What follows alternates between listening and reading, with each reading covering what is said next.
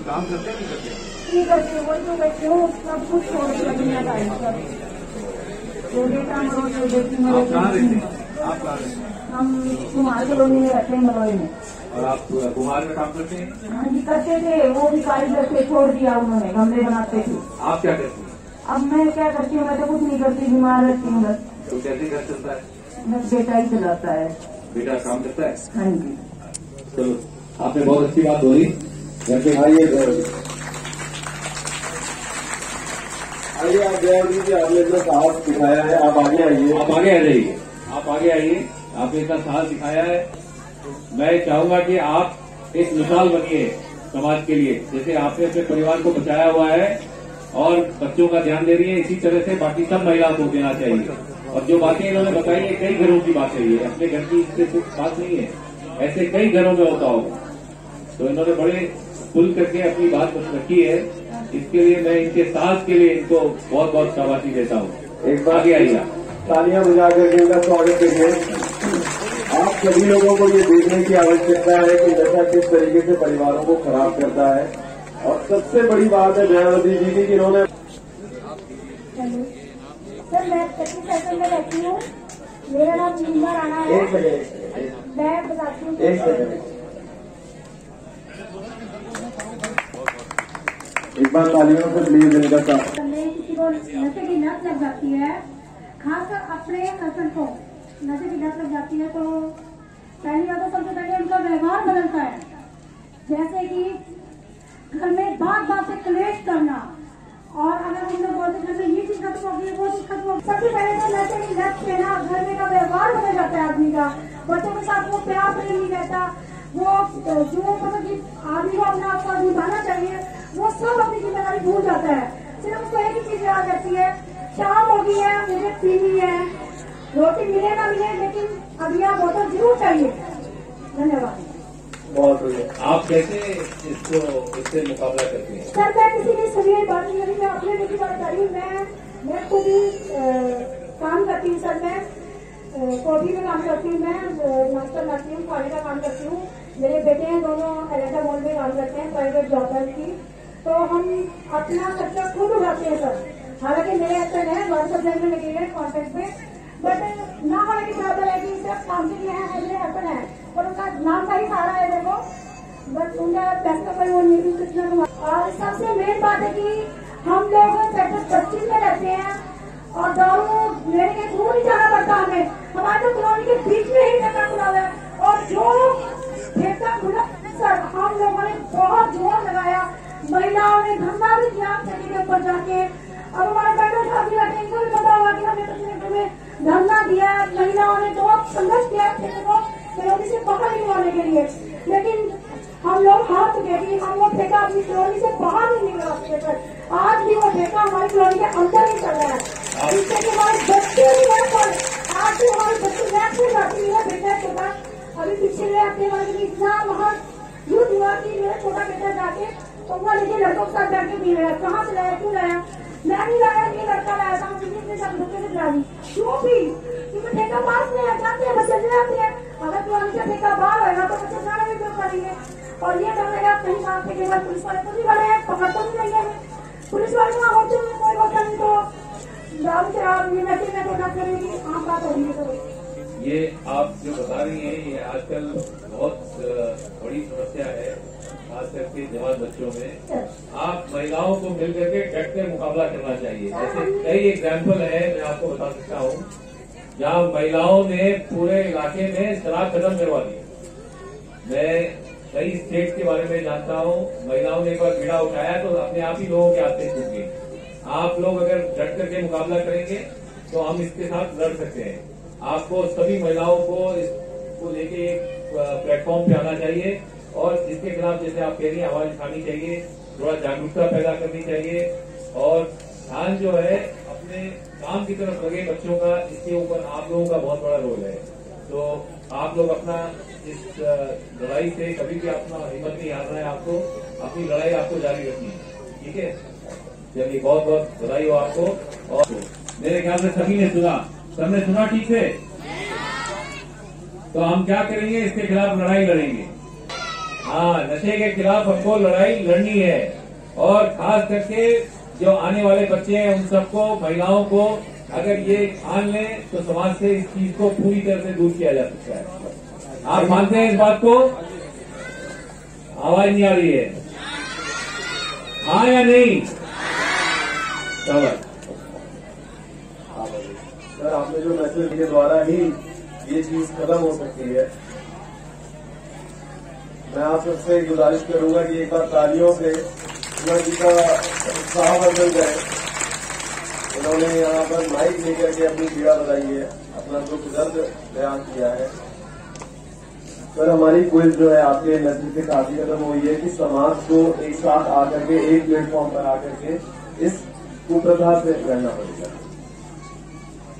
ये सब लोग एक बार जोर से बोलेंगे, भारत माता की, भारत माता की। शाबाश। बहुत अच्छे से आप लोगों ने जो प्रश्न आज की क्विज में पूछे गए थे उसका जवाब दिया। अभी दयावती बहन जी ने भी जवाब दिया, लेकिन आपकी एक बात से मैं सहमत नहीं हूं कि आपके पति संत महात्माओं की संगत में जाकर बिगड़े। ये बात बिल्कुल गलत है। जिनकी संगत में बैठे हैं वो संत नहीं, वो शेर की खाल में बैठे हुए भेड़िए होंगे भैया, ठीक है ना। संत महात्माओं की संगत में जाके आदमी सुधर जाता है, बिगड़ता नहीं है। इसलिए मैं उस शब्द से थोड़ा सा आहत हुआ हूं कि संत महात्माओं के पास जाके व्यक्ति बिगड़ता नहीं है। मैं तो कहता हूं किसी बिगड़े हुए व्यक्ति हो ना, उसका पूरा खानदान सुधर जाए तो ना बदलना होगा। हमारे मध्य चंडीगढ़ भाजपा के पूर्व अध्यक्ष और वर्तमान भी बता रहे हैं, उनका भी जोशी फाउंडेशन की तरफ से हार्दिक अभिनंदन और हार्दिक स्वागत है। हमारे बाबूजी आदरणीय श्री जयराम जोशी जी की जीवनी के ऊपर एक वीडियो हम लोग आपको दिखा रहे थे और बीच में थोड़ी देर के लिए रोक दिया था। मैं चाहूंगा कि 5-10 मिनट की वीडियो और है और उनकी वो सुनहरी यादें आज हम लोग ताजा करें, आप सब लोगों के संग और हमारे विशेष मेहमानों के संग। तो मैं चाहूंगा कि वो वीडियो को कंटिन्यू कीजिए। लाइट थोड़ी कम कर दीजिए थोड़ी देर के लिए जब तक वीडियो चलेगी। इस वीडियो के अंदर जो लोगों ने हमारे पिताजी के साथ काम किया है उनके अपनी एक्सपीरियंस शेयर कर रहे हैं।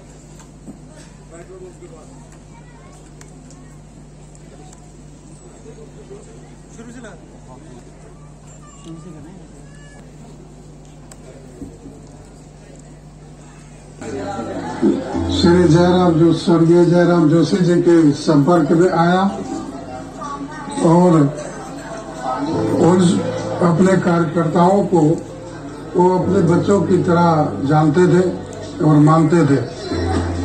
अपने घर में सभी का वो स्वागत करते थे, चाहे वो गरीब हो, अमीर हो, मजदूर हो, दलित हो, शोषित हो, सबको प्यार के साथ वो अपने घर में बिठाते थे, अपने साथ में स्थान देते थे। और कार्यकर्ताओं का और उनका अपना जैसे बेटा और बाप का संबंध होता था, उस तरह से ही वो कार्य करते थे।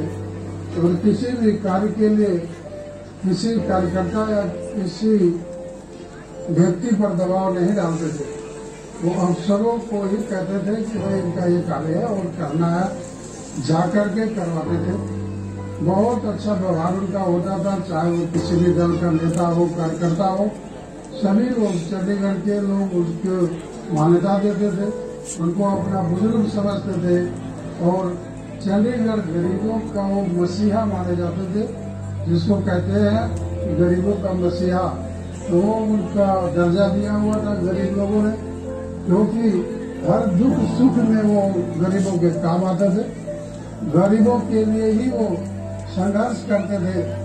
किसी भी कॉलोनी का पुनर्वास हो, किसी भी कॉलोनी में धरना जुलूस हो, किसी का दुख और सुख में हो, वो शादी ब्याह में और किसी के अंतिम संस्कार में सभी उनमें वो शामिल होते थे।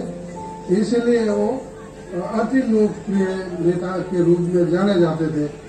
कोई उनको नेता नहीं मानता था, उनको अपने पिता तुल्य, अपना सलाहकार, अपना मददकर्ता मानते थे, जिससे उनकी छवि गरीबों में रेहड़ी फड़ी वालों ने, कॉलोनी वासियों ने पिता के तुल्य उनको दर्जा दिया गया था और सभी कार्यकर्ता उनको पिता तुल्य ही मानते थे, सभी आदेश मानते थे, क्योंकि वो सबका कार्य भली भांति समझ करके और विचार करके किसी भी अफसर को कहते थे।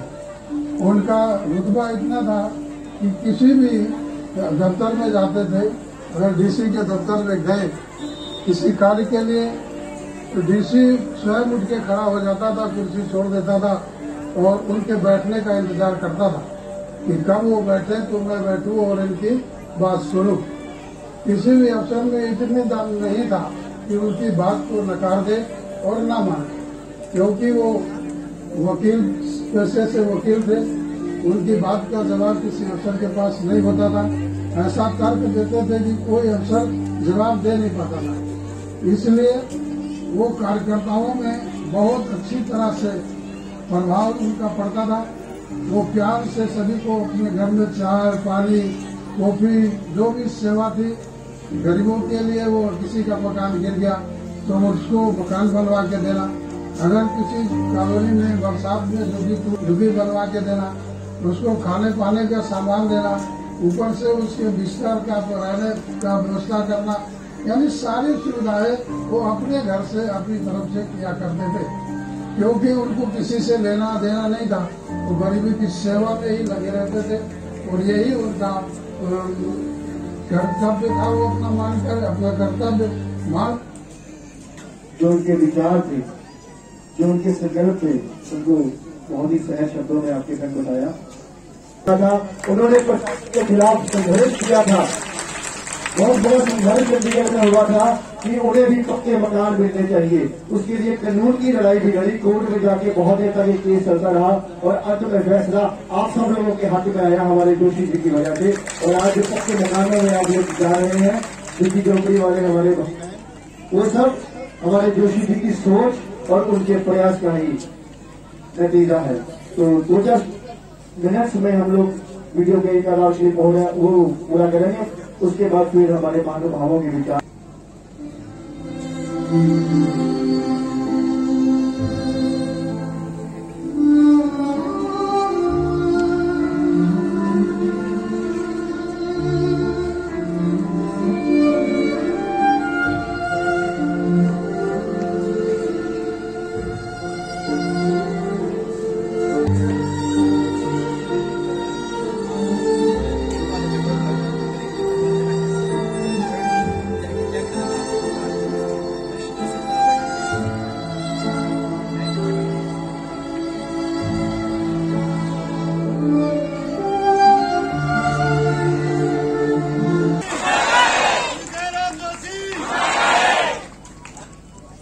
वो हम सबके पिता तुल्य हैं। बहुत से परिवारों के सिर पर उनका विशेष हाथ था। उनके दिल में हम सबके दुख की पीड़ा हमेशा होता था। तो जोशी जी अपनी गाड़ी उठा के उसको संग कर दिया है। और पिता क्या होता है,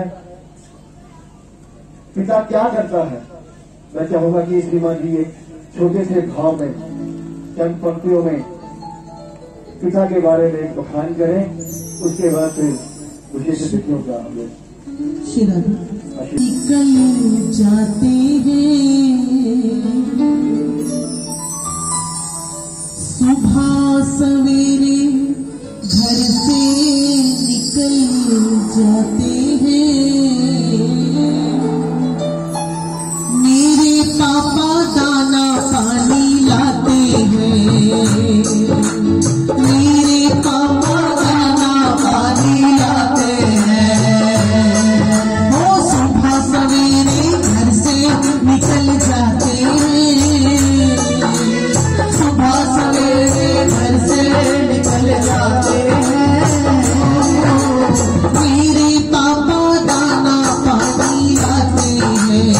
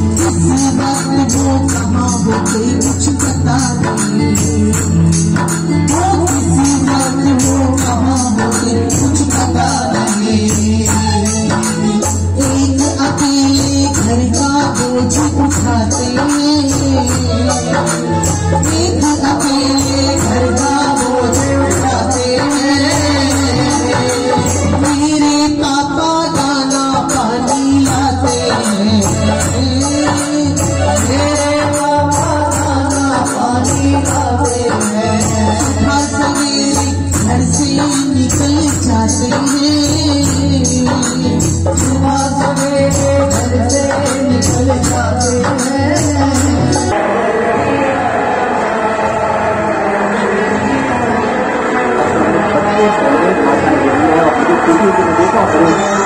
यहाँ लोग खड़े हैं, उतने ही बाहर बैठे हैं और वो मेरी आवाज सुन भी रहे हैं क्योंकि हमने स्पीकर बाहर के लगाए हुए हैं। तो मेरा उन लोगों से अनुरोध है, खासकर बोल रहा हूं, अब उन लोगों को बचाना छोड़ दीजिए जो नशे का कारोबार करते हैं। ये हमारी पुश्तें खत्म करने आए हैं और आप सबको भी पता है कि हमारी कॉलोनी में कौन कौन सा व्यक्ति करता है। अभी मेरे से व्यक्ति पूछ रहे थे वो कि टोल फ्री नंबर क्या है, वो बताएंगे आपको नंबर दिए जाएंगे ताकि आपकी पहचान भी छुपाई जाएगी। अब आपने किसी से नहीं डरना है। चंडीगढ़ पुलिस और डीजीपी जगदीश जी आपके साथ करें। मुझे लगता है कि कार्यक्रम बहुत लंबा हो चुका है। मैं आपके बीच में और ओथ के बीच में नहीं आना चाहता हूं। आपका फिर से बहुत बहुत आभार और धन्यवाद। अब ओथ लेने के लिए आप सब लोग खड़े हो जाएं। डीजीपी साहब आपको ओथ दिलवाएंगे। इनके पीछे पीछे हम सबने बोलना है। हाथ आगे कर लीजिए, हाथ दाया हाथ आप लोग अपना, सब लोग अपने सामने खड़े हो जाएं और हाथ आगे कर लें। भारत करे बोले भारत माता की। हाथ ऊपर नहीं, हाथ सामने आप करेंगे। मैं आप लोगों के लिए पढ़ूंगा शपथ, आप मेरे पीछे पीछे दोहराइएगा। मैं एक जिम्मेदार भारतीय नागरिक के रूप में यह शपथ लेता हूं कि मैं ना तो किसी प्रकार के नशीले पदार्थों का सेवन करूंगा और ना ही किसी अन्य को करने दूंगा। मैं अपने घर के आसपास के विद्यालयों, कॉलेज, बस स्टैंड एवं अन्य सार्वजनिक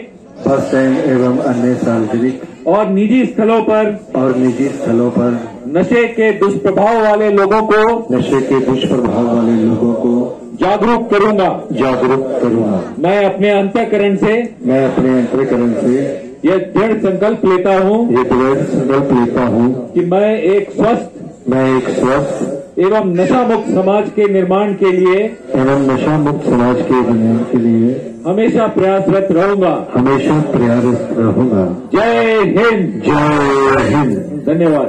भारत माता की।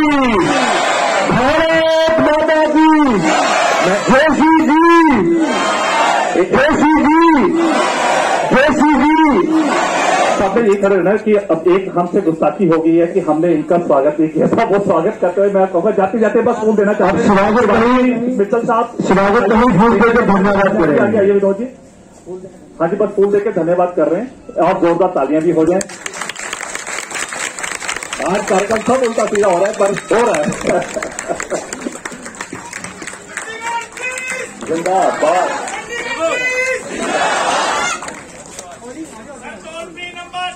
हाँ जी, टोल फ्री नंबर आपको देके देंगे हम। टोल फ्री नंबर मैं आपको प्रोवाइड करूंगा। 112 नंबर है जिसमें सब कुछ है।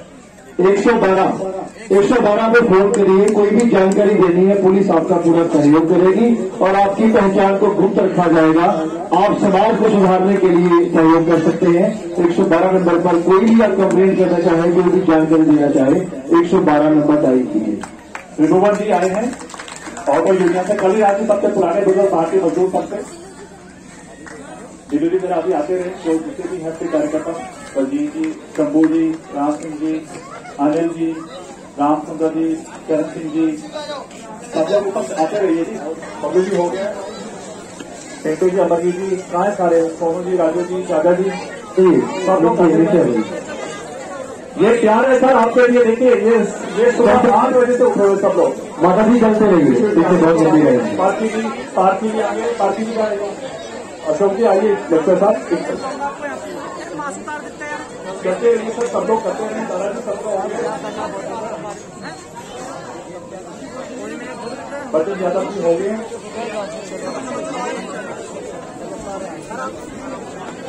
शेर सिंह जी रह गए हैं, बलजीत जी, लतीफ जी, कमलजीत सिंह जी रह गए, अमरजीत जी, सोनू जी।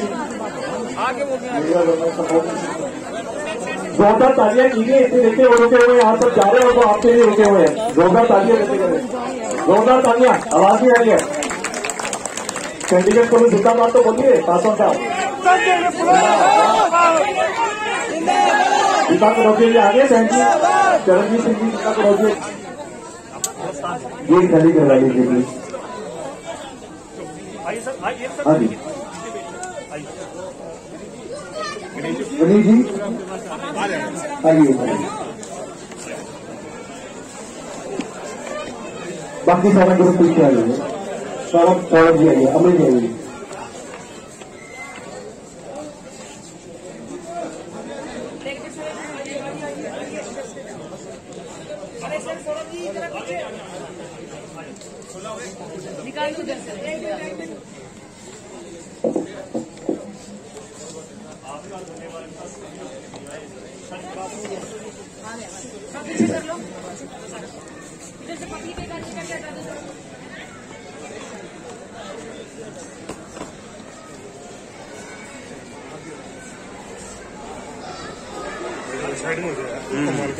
जोशी फाउंडेशन की आगामी कार्यक्रमों की जानकारी बहुत जल्द आपको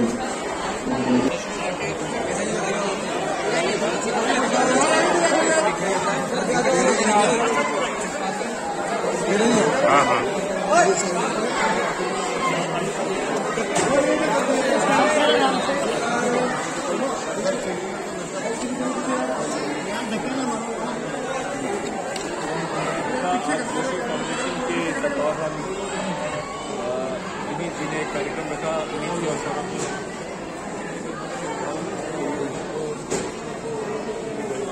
पीछे कदा नीचे नीचे के बारे में बात की है, और साथ ही साथ और भी कई बातें उनके साथ हुई हैं, उनके इलाकों के बारे में, उनकी समस्याओं के बारे में। तो हमारा एक संकल्प है, भारत सरकार का संकल्प है कि देश को 2048 में और चंडीगढ़ को इसमें पहल लेने की भी जरूरत है। मुझे बहुत खुशी है कि जोशी फाउंडेशन ने हमारे चंडीगढ़ पुलिस के साथ मिलकर के ये पूरा उठाया है, और अब हमारा ये उद्देश्य है कि हम हर कॉलोनी में, हर इलाके में जाएंगे और साल भर का लगभग सभी कॉलोनी को वहाँ जागरूकता अभियान करेंगे। जो लोग इसमें हैं उनको बाहर लाने का प्रयास करेंगे, और जहाँ पर ये इस तरह की समस्या है उसको कैसे हम समाज के एक वर्ग को जोड़ करके इसके लड़ाई हो, जैसे इसमें हम अपने समाज के सभी अंगों को जोड़ना चाहिए। यही हमारा इधर देखिए सर, बॉर्डर एरिया है, पंजाब भी लगता है, हरियाणा भी लगता है। तो ये समस्या रही है कि बाहर से आके जो तस्करी हो रही है उसको किस तरह से कोऑर्डिनेशन वगैरह, जैसा आपने बताया गया है आ रही है, ये चल रही है ऊपर जो ये बॉडी का लेवल है।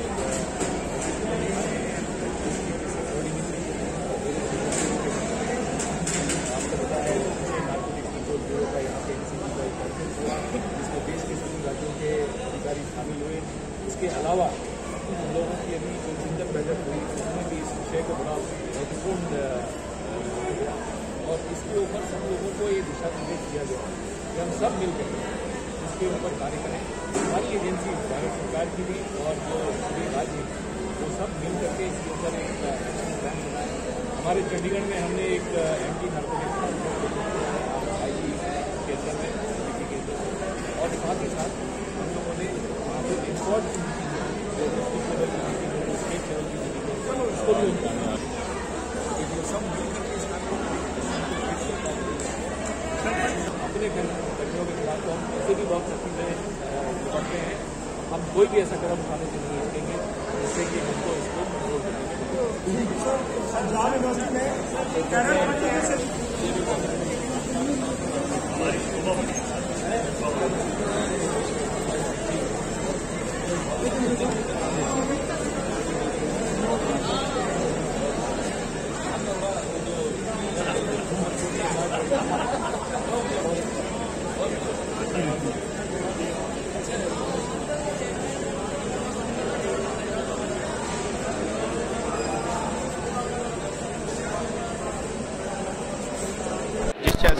लगभग जो लास्ट 2019 लगाई सी कोरोना तो पहले 15,000 लोगों ने वो कैंपेन अटेंड किया। सानू लगे कि आजकल जो नशे की जी मार है बहुत बढ़ती जा रही है, नशा बहुत बढ़ रहा है। पूरे देश में बढ़ रहा है और ख़ास करके जो पंजाब के साथ लगता चंडीगढ़ है इसमें भी बढ़ रहा है। तो हमने संकल्प लिया है, आज संकल्प लिया है कि हम पिताजी की पुण्यतिथि पर ये बात डेडिकेट कर रहे हैं, संकल्प कर रहे हैं कि हम चंडीगढ़ को नशा मुक्त करेंगे। नशा मुक्त 100% कर पाएंगे ऐसा नहीं, लेकिन अपना प्रयास डालेंगे। आज चंडीगढ़ के डायरेक्टर जनरल ऑफ पुलिस उनके साथ मिलकर ये कार्यक्रम का आयोजन किया है, जिसमें चंडीगढ़ की 22 कॉलोनियों के प्रतिनिधि आए हुए थे और अब अगले 1 साल इन 22 कॉलोनियों में बड़े बड़े नशा विरोधी कार्यक्रम किए जाएंगे, जहाँ सिम्टम की अवेयरनेस करवाई जाएगी। वहीं उन लोगों से राब्ता बनाया जाएगा जो लोग हमें वो लीड्स दे पाएँ कि उन इलाके में नशा कौन बेचते हैं, ताकि चंडीगढ़ पुलिस उन लोगों कार्रवाई कर नशे बेचने पर लगाम लगा पाए। जोशी जी, मानते हो कि चंडीगढ़ की ड्रग डी एडिक्शन सेंटर होना चाहिए था, जो कि नहीं है? पीजीआई का ड्रग डी एडिक्शन सेंटर है 32 के अंडर है, ऐसी गल नहीं है। डी एडिक्शन सेंटर्स इतने है और उल्टा जो पीजीआई का डी एडिक्शन सेंटर तो बड़ा उसकी मान्यता हैगी है। लेकिन इंपॉर्टेंट गल है कि परिवार, समाज और सरकार मिलकर नशा खत्म कर सकती है। परिवार का रोल नंबर 1 ते है, पर सरकार या पुलिस का रोल नंबर 3 ते है। बच्चा जब बिगड़ता पहले माँ प्यो ऑब्जर्व करते हैं। सो साडा जो जन चेतना अभियान है, जिस असी पेरेंट्स को जागरूक करना है कि अर्ली सिम्पटम्स किहड़े नशे दे, उहदे लई हुण असी 1 साल के अंदर जिहड़ा हैगा हफ्ते 2 महीने 2 प्रोग्राम जो नशा विरोधी चंडीगढ़ पुलिस नाल मिलकर चंडीगढ़ च करांगे और 1 साल 24 प्रोग्राम। जोशी, ये लगता भी कितना कितने पुलिस की नलैकी और इन्वॉल्वमेंट नशे दे विच हैगी आ? देखो पुलिस प्रशासन के उपर हमेशा ही प्रशासन खड़ा होया है, लेकिन एक गल समझाओ, निर्भया कांड होया सीगा। निर्भया कांड तो बाद जड़ा हैगा रेप के उपर बड़ा सख्त कानून बन गया। क्या निर्भया कांड वो जे कांड रुक गए? क्या वो चीज़ां रुक गई? आजकल एक केस बड़ा पॉपुलर होया है जिससे 32 टुकड़े करते, क्या चीज़ां रुक गई? नहीं, ये शुरू होएगा परिवार तो, अपने आप तो, मेरे परिवार तो। असी परिवारों को जागरूक करना है ताकि समाज के अंदर नशा और जी लड़कियों के खिलाफ अत्याचार है उस पर लगाम लग सके।